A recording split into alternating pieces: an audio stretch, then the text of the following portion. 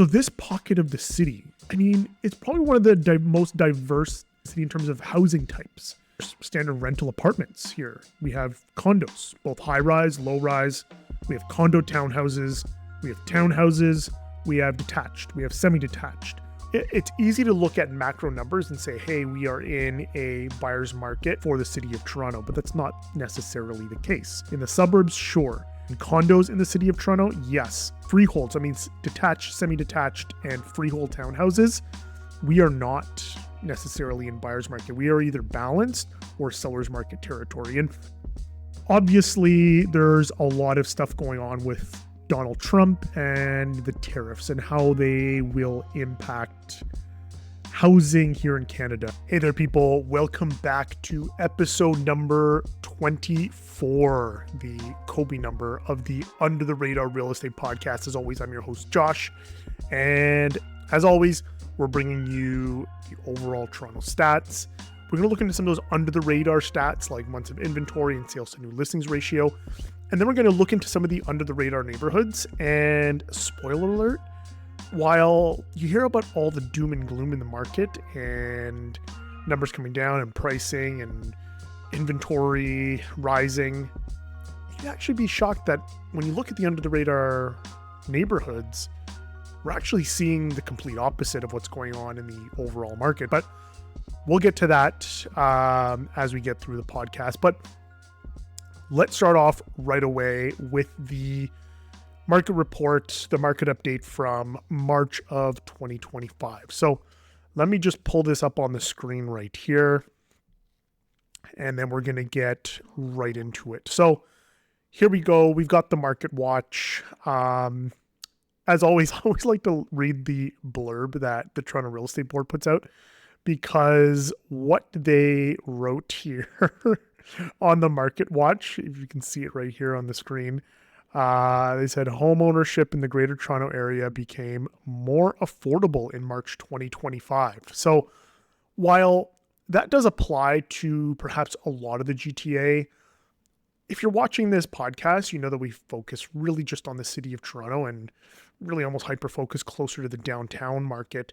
And we aren't necessarily seeing affordability come back to these neighborhoods. I mean, it's not funny, but it's just, I'm more just laughing that the Toronto Real Estate Board puts that in here.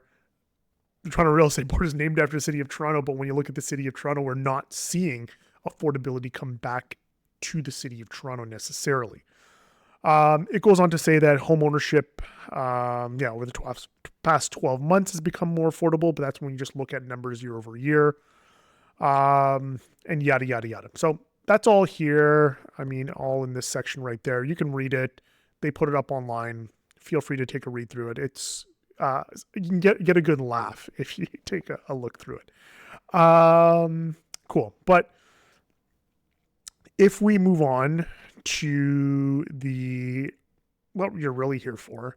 So let's look at the year over year summary right here. So the big numbers and the big things that you'll hear being talked about right now in the news. I mean, this podcast is coming out a little bit later, so I'm sure you've already seen a lot of the headlines that sales were down 23%, and then new listings, active listings, both up. An average price, which is the thing that they talk about when they quote affordability, is down 2.5% year over year. But again, that's for the entire GTA. And then obviously days on market, much longer when you have a lot more inventory. But when we look at the city of Toronto numbers, right? So here we are, you can see the sales numbers, the average price.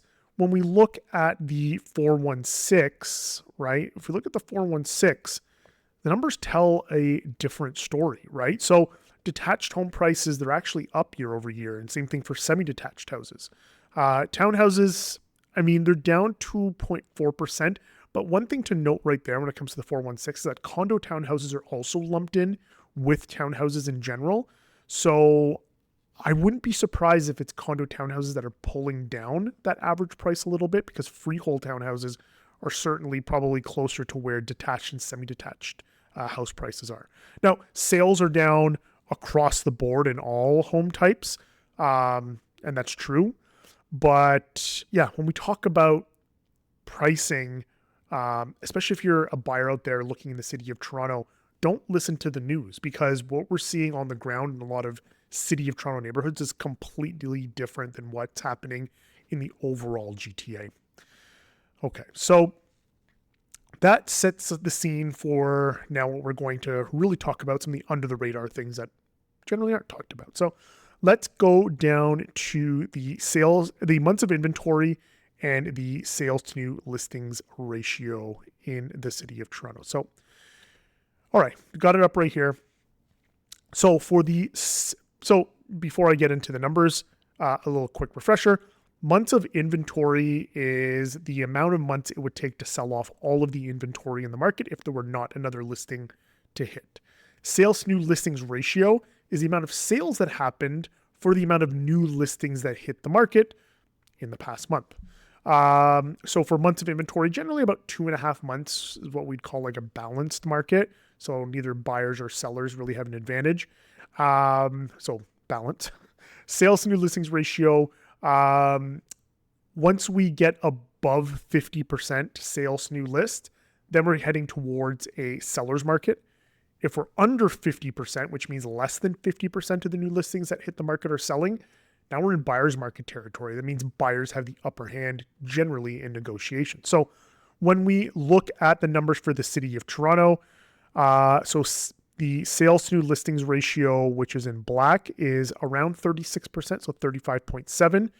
And then when we look at months of inventory, they're sitting at about 4.1 months of inventory. So as if you just were to look at these numbers on the surface, you'd say, okay, yeah, we're clearly in buyer's market territory, but there's more to that number. And what I can say, and if you've watched the past podcasts, it's generally condos that are pulling these numbers down a little bit into buyer's market territory. The condo market is most definitely in buyer's market territory, whereas freehold, it's a different story. And that will be proven once we actually start to look at some of the neighborhoods where it's typically freeholds that dominate the market. So when we look at West Toronto, so some of the neighborhoods, the under the radar neighborhoods like W03 and W04. W03, we are sitting right now at, let me just move this out of the way. W03, we are sales new list is at 43, months of inventory at 3. So very much closer to balance when we look at W03. W04, 36 and 4. W04, because that you're getting into Weston and a little bit of Briar Hill here, there's a lot more condo inventory. So again, the condo inventory, there's a lot more of it. So it's pushing those numbers up, pushing those numbers down into buyer's market territory. And we look at a neighborhood like CO3 where Oakwood Village is located.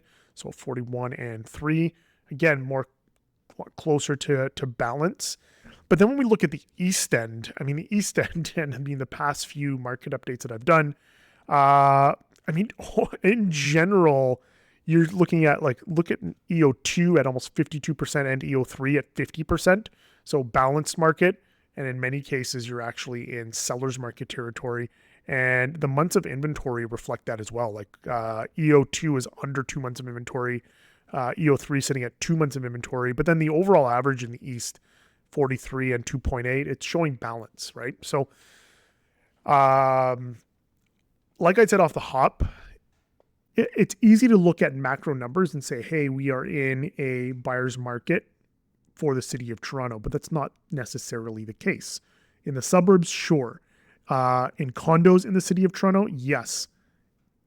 Freeholds, detached, semi-detached, and freehold townhouses, we are not necessarily in buyer's market. We are either balanced or seller's market territory. And a little anecdotal thing I can add in right here. I have clients, I'm in the under the radar neighborhoods, right? So clients just recently, we were looking in Oakwood Village and along St. Clair West, and almost everything we were seeing, it was a lot of the similar demographic, usually couples that have kids or couples who are planning to have kids. These were the people who were looking at the houses. So young families who are looking for freehold product in the city of Toronto. And to be honest, under the radar neighborhoods are the last kind of affordable bastion for young families where you can get 3-4 bedroom homes for under $1.5 million. So we were seeing multiple bids on most of the properties we were looking at, right? So, just last week and the week prior, almost every single listing we saw, I get listing alerts as a realtor, and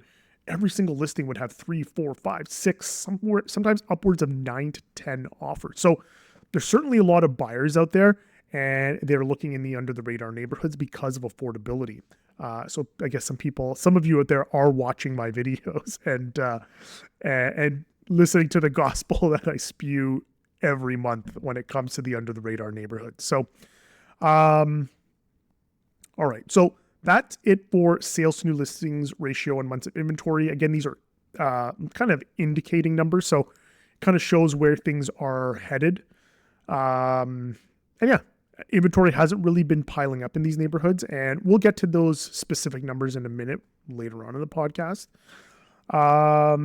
So the other thing I like to do is just look at the overall kind of trends and where we've been treading in the market. Not treading. Well, we are kind of treading water in some markets, but right now we're trending. So if we look at the monthly statistics so far for this year, so from January to March, we're actually seeing pricing move upwards when we look at the HPI numbers, right? So in January, we were at around $1,040,000. Right now, we're at almost 1.1 million. So while the numbers are down year over year, month to month, they've actually been trending upwards. So again, take everything you read in the news or see online with a grain of salt. That is normal for this time of year that numbers are moving upwards. But again, when Treb puts out statements like affordability is returning to the GTA or the city of Toronto, don't buy it, right? Don't buy the sell, right? They're selling you on this idea, trying to drum up activity with buyers. And I get it. That's what they're supposed to do. But I'm here to tell you what's really happening. And when numbers are going up month over month, it doesn't necessarily mean that the market's crashing like everything you hear and see online. Okay, so that's it. That's really all I want to touch on in the market report. And now I want to head over to the under the radar neighborhoods, because this is the under the radar real estate podcast. That's what a lot of you are here for, is looking at some of these under the radar neighborhoods. So I'm going to pull it up right here on the screen. Okay, so here we are. I'm going to pull up the numbers right now. This is the Habistat app. It was created by a colleague of mine, Dan Foch. Some of the best stats. The best stats person in the city of Toronto, in Ontario, maybe in Canada. One of the best real estate stats people created this great app that the Toronto Real Estate Board uses for data, and it's basically been a lifesaver for any agents who like to dive into data and statistics. Most agents should be, but a lot of us better agents like to look at the stats to have better information for our clients so they can make better informed decisions. So, all right. So the first neighborhood we are going to start with is Oakwood Village. All right. Yep. Got it here. Okay, so Oakwood Village versus the city of Toronto. So the average price in the city of Toronto is sitting around 1.1 million, which we already saw when we looked at the month over month. With the average selling price at about 101% of the selling price. So properties are typically selling 101% or 1% over asking.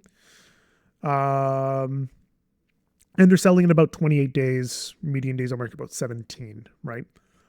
So when we look at that compared to Oakwood Village is sitting at 1.2 million. And again, every single podcast, I always touch on this. I know it's $100,000 over the overall average in the city of Toronto, but Oakwood Village is the most under the radar neighborhood when it comes to luxury product. And I'll show you why in just one second, but let's look properties there. I can tell you this, and I already called it out, selling 104%, so 4% over the ask price in many cases. And that's because most of the properties that are selling in Oakwood Village are selling via bidding war, so multiple offers, and selling for quite a bit over asking, and selling in 22 days versus the overall average in the city of Toronto, which is 28. So selling a lot quicker for more money. Now, if we were to compare Oakwood Village to, let's look at a neighboring neighborhood like Humewood. So Humewood, the average price, and Humewood is right next to Oakwood Village, like literally next door, a little bit further east. Their average sale price is $1.4 million. And that is what? It's a $200,000 variance to Oakwood Village. So you're saving $200,000 to get pretty much the exact same product in Oakwood Village. So that's why I keep saying that Oakwood Village is super under the radar. And even with all the extra attention it's been receiving recently, especially with all, I mean, like I said, almost every single property I was seeing with some of these clients recently, we would go in just on a showing and there'd be 2-3 people lined up to also go see the home. So people are catching on to these neighborhoods because they're realizing that if you wanted to be in a neighborhood like Humewood, you could find the exact same type of home in Oakwood Village, have the same amenities, same everything. If we were to compare it to Forest Hill, which I know is an extreme example, but Forest Hill is just to the north of Oakwood Village, we're sitting at $3.1 million as an average price in Forest Hill, right? So you're saving like almost $2 million by getting into Oakwood Village. And I know it's different. It's not, there's different homes and different size of homes, but it's just, again, we're talking about a neighborhood that borders Oakwood Village and you're paying $2 million more to live on the other side of Eglinton, right? Because it's really Eglinton that separates Oakwood Village from Forest Hill. So that's why I keep saying Oakwood Village is one of the most under the radar neighborhoods, especially for that entry level luxury product. Okay, so let's go to the rest of the under the radar. Let's go to the rest of the under the radar neighborhood. So here we go, Toronto. All right, now let's go over to W03 and let's get into Fairbank. Fairbank is the jewel of Eglinton West. Fairbank is the San Francisco of Toronto. The topography is beautiful. I talk about it every week. Beautiful hills. It's super green, parks, lush. Yes, it's bounded by Dufferin, Eglinton, St. Clair, and Caledonia. You'd think, hey, this pocket's going to be busy. There's so much activity.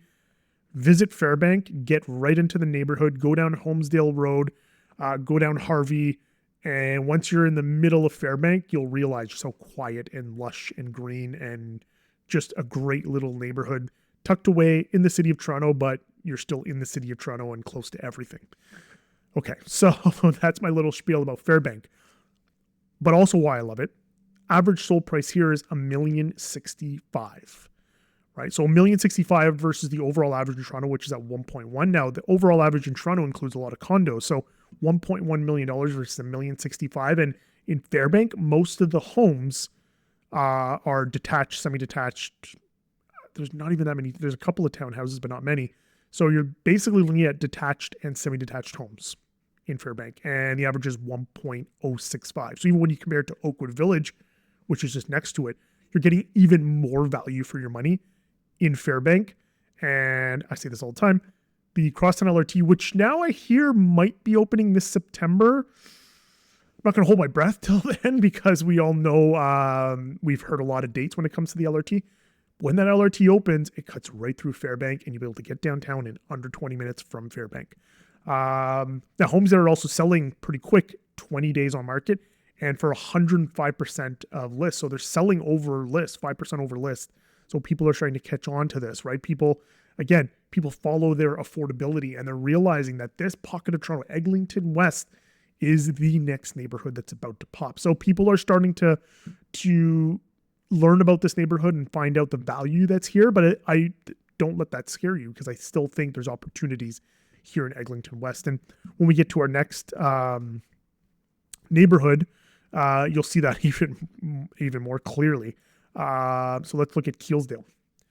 So Keelesdale, we're looking at an average sold price of $902,000 versus the overall average of 1.1 million. Now, the type of product in Keelesdale will be very similar to the product if you looked at Toronto as a whole. So you do have some condos and townhouses and detached, semi-detached, but there's detached houses in Keelesdale that you're buying for under $1 million. There's semi-detached houses in Keelesdale you're buying for under $900,000. So if you're a family out there that wants to be in the city on a brand new subway line, man, there's opportunity there.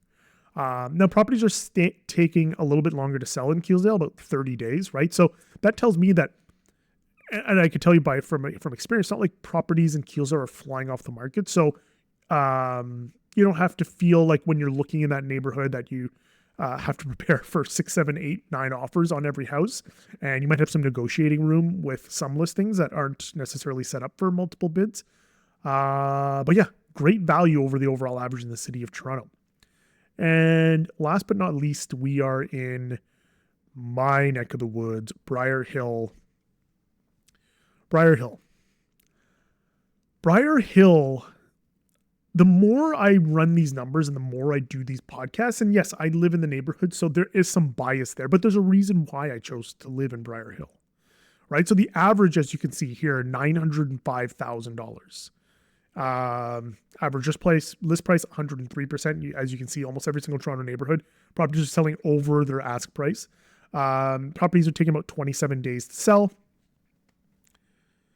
But Briar Hill. So Briar Hill sits just north of Fairbank and Oakwood Village, kind of in between both, right? So it goes north of Eglinton from Caledonia to Allen Road, up to about Glencairn.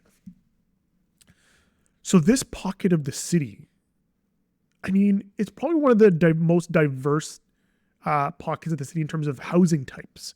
I mean, you have just standard rental apartments here. We have condos, both high-rise, low-rise. We have condo townhouses. We have townhouses. We have detached. We have semi-detached. We have a whole bunch of new triplex activity, like brand new. I can see one from my window right here, brand new triplex, rental triplex that's getting built in the neighborhood. An old colleague of mine, David Rad and Josh Chisvin, have a multiplex just up the street as well in Briar Hill, brand new rentals getting built in Briar Hill. We not only do we have the Crosstown LRT in Briar Hill, we have 2 regular subway stations in Briar Hill. So we have the Eglinton West subway station at Allen Road in Eglinton, and we have the Glencairn station on the University line. So there's already 2 operating subway stations in Briar Hill, and then we're about to get 3 more in Briar Hill. If you like to commute via car, like I said, we're right next to Allen Road. If you know some of the other shortcuts throughout the neighborhood, like when I need to get up to the 400, you just take a few city roads, you get to Black Creek, and you're up on the 400 within 10 minutes. And that's on sometimes bad traffic days. It only takes about 10 to 15 minutes to get on the 400 and get out of the city. So if you like to cottage in the summers up in Muskoka, really easy access there as well. And then the other thing that I love about this neighborhood is that over at Mount Dennis, so Eglinton and Weston, we're getting the new connection to the Up Express and the GO train line. So you can eventually take that Crosstown LRT, get to the Up Express station, and head up to the airport, and you're at the airport without having to jump into your car, get a taxi. Briar Hill is the most underrated, under the radar neighborhood in the city of Toronto. There is no other, I mean, man, you're like, when you look at the overall average in the city of Toronto at 1.1 versus 900,000, you're already saving $200,000. Most homes here are under $1 million. Most, and not only that, the homes that do exist, a lot of them are family sized, right? So when I talk about condos in Briar Hill, I'm not talking about little 500 square foot or 600 square foot 2 bedrooms. I mean, over on Marley, you can buy very large 2-bedroom, 2+ den condos, over 1,000 square. A lot of these are 1,200 square foot. They're older buildings. Yes, they're built in the 70s. But the best, I love those older buildings because you actually get space to live in, right? So if you're a family that doesn't have the budget for $1 million, you can buy a 1,200 square foot condo for $600,000, or not, maybe not 600, but 650, 680, right? There's townhouse product, right? Actually, on Briar Hill Avenue at Dufferin, there's brand new townhouses, which I'm always shocked by because I see these things pop up. They're 3 bedrooms, 2+ dens, and they're selling for under $1 million, right? With fairly low maintenance fees. Or there's my building. Right now, there's actually 3 listings in my building, all 2 bedrooms, right? 2-bedroom plus dens. 2 of them are 2+ dens, and one is a 2-bedroom. One actually is a 2-bedroom with a 600 square foot rooftop terrace, which is bigger than my rooftop terrace. So I'm a little jealous. But my building, the great thing is that we are talking about family-sized units in my building. So most of I think all 3 of them that are on the market are all just under 1,000 square feet. I think just that. But they're units you can raise a family in. And there's a lot of families that live in the building, and this is 100% truth. I'm not telling you anything anecdotal. Just on our floor alone, there's 7 or 8 kids just on our floor in the building. So I would say just off the top of my head, there's probably at least, 20 families in the building. So it's a very family friendly building. And that's because, again, where Briar Hill is located, because it sits just above Fairbank, Oakwood Village, and right next to Forest Hill. It's really the Allen Road that separates Briar Hill from Forest Hill. You have access to all the same amenities of all these neighborhoods, right? So you have access to all the amenities in Oakwood Village. You have access to all the amazing amenities in Forest Hill. A lot of people that live in the building, they send their kids to West Prep, Forest Hill Public School. My kids go to school in Oakwood Village. My oldest goes to Oakwood High School. A couple other teenagers who live in the building, they go to Forest Hill. So you have access to all the same great schools and same great amenities, but not paying $3 million for a house.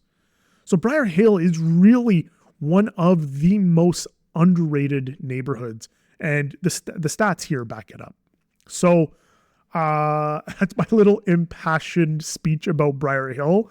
I really have nothing to get. Yes, it's biased. I live in Briar Hill. I love the neighborhood, but I want more people to consider this neighborhood to move here, right?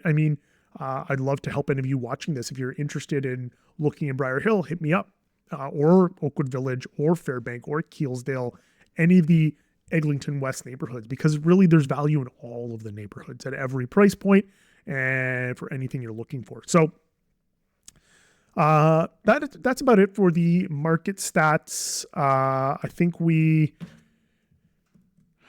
did pretty well there's so many other places that do market stats. And as always, I like to really focus on some of the under the radar stats and under the radar neighborhoods.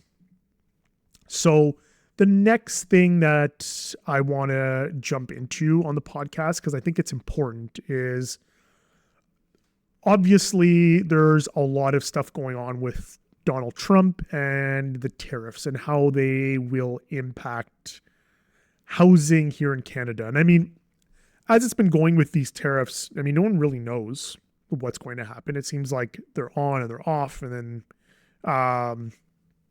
they're either doubled or they're pulled back. And there's so much stuff going on, right? So even last week when the reciprocal tariffs were announced, it looks like Canada escaped some of the worst of it. It seems like right now China's really firmly in the crosshairs for the Trump administration and how they're implementing tariffs. So I think as of today, they're looking at 104% tariffs on Chinese made goods going into the US. So it's an absolute mess. But when we look at it from a Canadian perspective, so while we didn't get hit exactly, we still have 10% tariffs on pretty much anything that does go into the US, and our auto sector still got hit with the 25% tariffs along with steel and 10% on aluminum, and there's probably some lumber tariffs coming down the pipeline as well. So the way I see it impacting Canada directly is I think construction costs are going to start going up, and I think that's probably the most immediate thing. So when we look at lumber, when we look at steel and aluminum, the cost, even though obviously that stuff becomes a lot more expensive for Americans, what happens is sometimes we produce the aluminum and steel and lumber, and then we ship it to the US for them to ship it back here, right? And that worked under a free trade agreement, but now that we don't have that, the cost of everything goes up, right? So when we look at all the materials it takes to build a house, or the appliances to furnish your house, or furniture to furnish your house, all that gets a lot more expensive. So we could see, I mean, I think one note I have right here is that Altus Group, I think, calculated that building costs could raise another 1 to 4%, and that's on top of inflation already. So effectively what tariffs have done is they almost act like a hidden tax on housing here. So yeah, it's going to be interesting to see over these next few months what happens with some developments that have been either ready to launch or in the very early phases of development, to see if these developers will actually move forward. I think some of the smaller projects are going to be spared, right? So smaller infill projects and small rental, triplex, duplex, small little like mid-rise buildings or small townhouse projects are probably fine. But I think the larger scale stuff, I think developers are going to start scaling back on, right? So when we look at like the big condo developments or the big subdivisions, when you tack on 4% at that scale, it makes it really tough for these developers to stomach that. And I don't know if consumers will necessarily want to pay that extra 1 to 4%, because pre-construction, in most cases, new sale is a lot more expensive than resale. So I think like in the end, I think the risk are we may see some delays in some projects. Some projects may get canceled.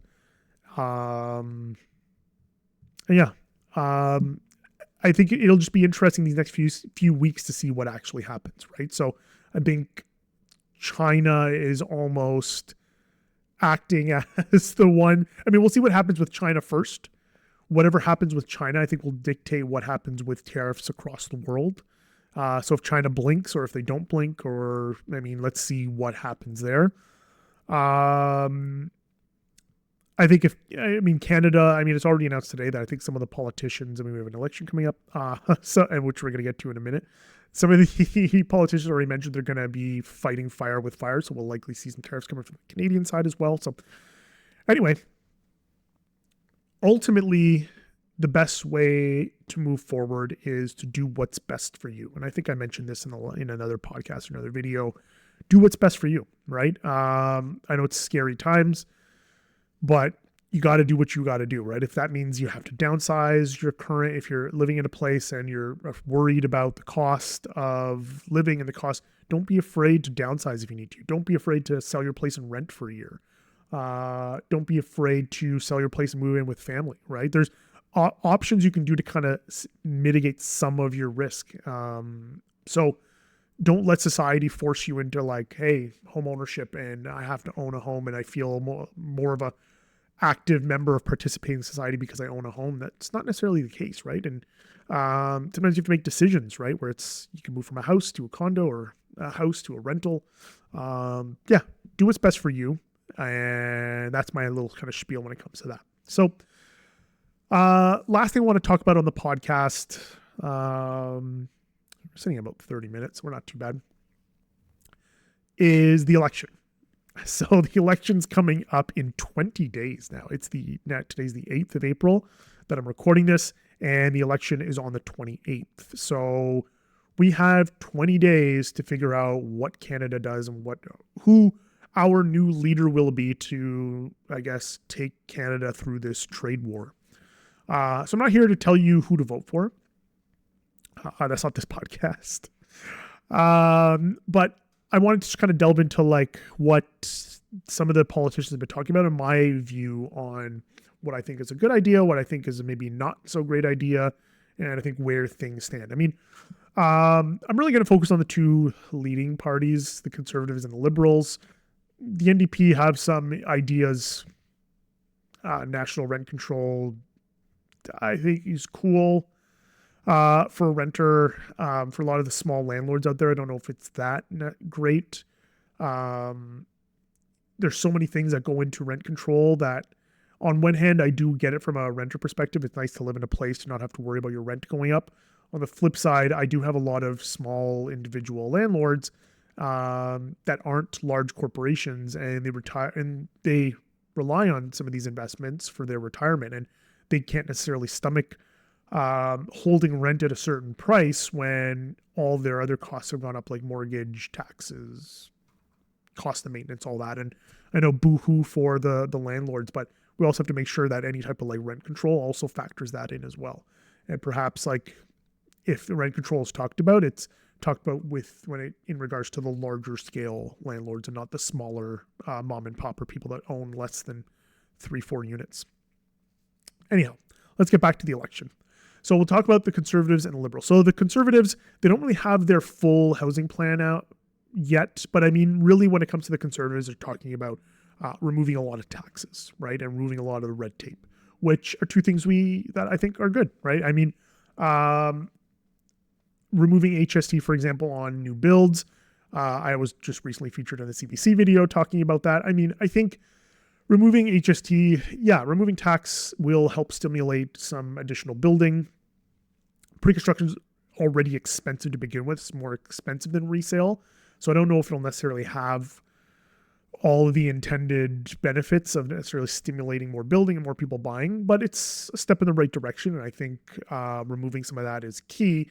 But when it comes to new sale, it's mostly investors. So I don't know if it necessarily helps first-time buyers or current buyers out there get into the market. And another one of their plans is removing the capital gains tax. Again, you don't pay capital gains on your primary residence. So again, I don't see how that necessarily helps the average first-time buyer or the average move-up family right now. Yes, it'll help some builders out there who are looking to flip homes. Let's say they bought a small detached home and they tore it down and they rebuilt it. They don't have to pay capital gains on that flip as long as they reinvest the money back into Canada, which could mean potentially another development project. Cool. Again, I don't know how that helps kind of the first-time buyers and some of the people trying to enter the market. And removing red tape, I think, is probably the best part of their plan, and I think that's key. And I think in a lot of markets like Toronto, where there's a lot of red tape and that really bogs down the building process, I think we need to speed up that building process and be able to build. I'm not saying remove all regulation and just build without regulations, because we need to make sure things are safe and they work. But removing some of the red tape to get the speed of build is key. We look at the Liberals' plan; it's a lot more comprehensive, right? So there's a lot more in there, and they face some fair criticism, especially people within real estate, right? Especially when it comes to the idea of the government getting back into the business of building homes and acting as a developer. And while a lot of people are yelling hey, I don't want necessarily the government to be building homes, and they aren't the best at building homes. And yes, they aren't the best at building homes. I agree with all of that. But what I also want to point out, though, is that the private sector hasn't necessarily been delivering affordable housing in Canada. And I think that's the thing that we need most, right? I mean, a lot of the market housing, we do need more of that, and especially kind of the lower end of the market housing, right? But true affordable housing, we simply just can't rely on private developers to be building affordable housing, because it doesn't make sense to them. And I'm not saying it has to make sense for them, right? If you're a developer, you're in the business to make money. You aren't necessarily in a charity business. And I'm not saying they have to be, right? And perhaps some of you watching this saying, yeah, they should be. But I mean, listen, they're running a business. I'm not here to tell them to not make money. That's their job, right? They took on the risk to become a developer, and that's what they want to do, and they have to make money. So the government, though, on the other hand, they aren't necessarily in the business of trying to make money. They're trying to use tax dollars somewhat effectively to be able to provide things for us as taxpayers. So if that means that they're going to allocate some of that tax money to now becoming the developer to develop and build affordable housing, I think it's something that we should be exploring and still criticizing and keep them honest to make sure they actually deliver on that promise and build it properly. But they haven't been building anything since the 70s and 80s. So it's been 40 years since the government has been building affordable housing. And I think it is important to get back to building affordable housing. Right? So if we look at between 73 to 94, I have a few notes here. The government built over 16,000 homes per year. And then after 94, they built zero effectively, right? So I'm not zero, but they built very few. So I think they've only been adding, 1,500 social housing units per year between 94 and 2016. So that's not a lot, right? I mean, we have a housing crisis and we're not getting a lot of affordable houses being built, right? So, and then I think with the plan, they want to add almost 4 million new homes by 2031 by either building some of them directly or funding some of them. So that is a lofty goal, and we've never hit those numbers before. So again, fair criticism to these numbers, because we have to either get a whole bunch of new trades trained to be able to build housing, or the I word is becoming a bit of a bad word, but look towards immigration to bring in skilled trades, right? And I know people hate the word immigration. It's become such a hot topic, but if we don't have the people here, the tradespeople who are able to do tile work and bricks and electrical and drywall, we should be inviting those people into Canada, because we need almost 4 million homes built over the next 7 years, right? So that's a lot of homes that need to get built, and a lot of people that we need to build those homes, right? So a few of the other things that they mentioned is modular homes. They also propose a GST break on new housing, and turning some federal land into affordable housing, which I think is an under the radar thing. Especially if we look in the city of Toronto, you have large swaths of federal government land, like up at Downsview Park, for example. Stellar location with GO train station and TTC access. I mean, from a Toronto perspective, I mean, there's some pieces of land in Toronto, prime pieces of land, where that could make a big, big, big difference. And I know they've already been working with developers like Daniels to build out some housing out there. But I think if they could sell off, or I think they're looking at land lease, whatever they have to do to build more housing there, I think it's a great location and a great spot. So I think those are some of the key things. I mean, there's a few other things. I don't think I missed anything else. One thing I want to touch on is so the Conservatives versus the Liberal on what they want to do with government land. So while the Liberals, I think they want to do a lot of land leases, the Conservatives are looking to sell off, I think 15% of federal land. I'm never a huge fan of just selling off land. Look at what happened with the 407 in Ontario. I do like the idea a little bit more of land leases. So that way the government still retains ownership of the land, so they have a little bit more of a say in what happens with that land and what goes on there. And then perhaps also with a land lease, you're removing that cost from the developer. So instead of them purchasing the land from you, the developer can just build without having to factor in land value and land costs. Because when you look at housing, most of the cost of housing is land. It's land value. So some of you may be hearing this for the first time, but most of the homes that you buy, you're paying for the land value, because the house, the actual structure that sits on the land, is actually a depreciating asset, right? So when you're buying real estate, they say it's a good investment. The land is a great investment. The house itself, or the structure itself, is actually a depreciating asset, like a car would be. So anyhow, if you're getting the developer to build the depreciating asset and you still hold on to the expensive land, I think it's actually better economics. From my point of view, I mean, some of you can argue in the comments and let me know if I'm wrong, but from my point of view, I think that's actually a better move. If the government retains ownership of the land value goes up, and anyhow.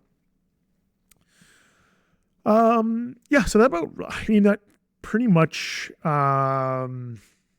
wraps up the podcast. I think what I would like to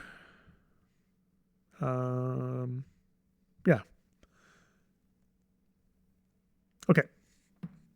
So that about wraps up the podcast. So there's a lot of uncertainty and a lot of you out there who are looking for answers, and I'm not here to necessarily provide all the answers. I'm just here to kind of maybe be a bit of a sounding board, and to say that there's opportunity sometimes in uncertainty. And sometimes you have to get to a point where you're just looking inwards at what you need to do and what's best for you and your family. These are the times where sometimes you do have to start being a little bit more selfish and having maybe perhaps a little less of a worldview and trying to do what's best for you. The election will tell us about that, and what we do to move forward will tell us a little bit about that. But you have to really make sure you're protecting yourself, your family, your close friends, and that's where we're at in terms of society, because some of the trust has been eroded in some of our institutions and politicians and so on and so forth. So the best we can do right now is do what's best for those closest to us and do what's best for those around us that we love and we care about. So from a real estate perspective, that means, hey, if you have a friend that's struggling and they need a place to stay and you have a big house and maybe you have a basement, and you want to flip it to apartment, maybe that's the time. That way you know the tenant, right? You're like, hey, if you can't be paying your mortgage payments, sell your house. We'll build an apartment in the basement, move in, right? If you're a young person out there and you just bought your first place, but you're struggling, there's nothing wrong with moving back in with your parents if they'll allow you to move back in, right? So if you have to sell that first property you bought and move back in with your parents, it's not, hey, it's temporary, right? If you're not even necessarily a young person, if you already have a family and again, you're having a tough time and let's say you have a parent that lives by themselves in a big home, you could just say, hey, you know what? Hey, let's invest in this house and let's make it a multifamily house, right? Where the elderly parent now no longer lives by themselves in a big house and you can retrofit the house with any equity you have in a current property, or let's say you have savings to buy a property, it just doesn't work, but you can invest that into your parents' house. Do that, right? So there's creative ways to get through these hard times. And I'm just saying, don't be afraid to think out the box. I mean, if you're watching the Under the Radar Real Estate podcast, you probably already think outside the box a little bit. And that's just my little 2 cents. And then when it comes to politics, do what's best for you. I'd say as much as you can, when you think about the election, try to think about the things that matter to you and look at them in a vacuum. Try and not get influenced by people like myself on social media telling you what to do or what not to do. It's not our jobs, people, that create content on social media to tell you who to vote for and what to do. But look at all the party platforms and decide for yourself what matters most to you. Perhaps your investor and taxes are important to you, then perhaps maybe the Conservatives make most sense. If you're a first-time buyer or a young family, it seems like a lot of the policies that the Liberals put out make more sense to you. If you're a young person that is renting and you're a tenant, perhaps the NDP plan makes more sense for you, right? Or if you have a very environmental mind, you're worried about pipelines and what housing could potentially do to the environment, perhaps the Green Party makes sense. Anyway, what I'm saying is that when you look at the elections and who to vote for the things that make sense to you and try not to get too swayed by all the nonsense that's going on social media. So, all right. So that about wraps things up for the podcast. There was a little bit of rambling here and there, so hopefully you got all the way to the end. Oh, what I do want to mention is my brokerage, Valery Real Estate. So Valery is working on some wild tech in the AI space. I mean, what I saw today, again, today's April 8th, they presented a new tool for us, an AI-based tool. And right now it's in beta. Once this tool actually gets released and we get to start using it, I mean, I was blown away with what this thing can do. That's all I can say right now. It was mind-blowing. And it's funny because I had some interactions with some of the other brokers out there. If that person's watching this right now, that you know who you are. You said some really nasty things about my current new brokerage, but cool. Do what you got to do, man. I'm not out here to take anyone down or call anyone out, but I'm saying what I know from what my brokerage is working on right now, some amazing new tools, amazing things for agents out there. So if you're interested, if you're an agent out there watching this and you're interested in Valery, hit me up. I can talk to you about my experience so far at the brokerage, and I can hook you up with either Dan Foch or Shem or Anza, some of the guys who run the place, and they can give you the whole lowdown. Maybe you can give you a preview. Some of these new tools are pretty cool. And if you're a consumer out there, I can probably pop my QR code up here on the screen and click that, and you can test out some of the current tools that they have, and then you'll be first in line to try out some of the new AI tools that are coming up. So, all right, I've rambled long enough. Time to wrap it up. Thanks again for watching. I have a lot of cool new videos coming up, so please hit subscribe, like, and comment away. And that's it for today. Thanks for watching. Peace out.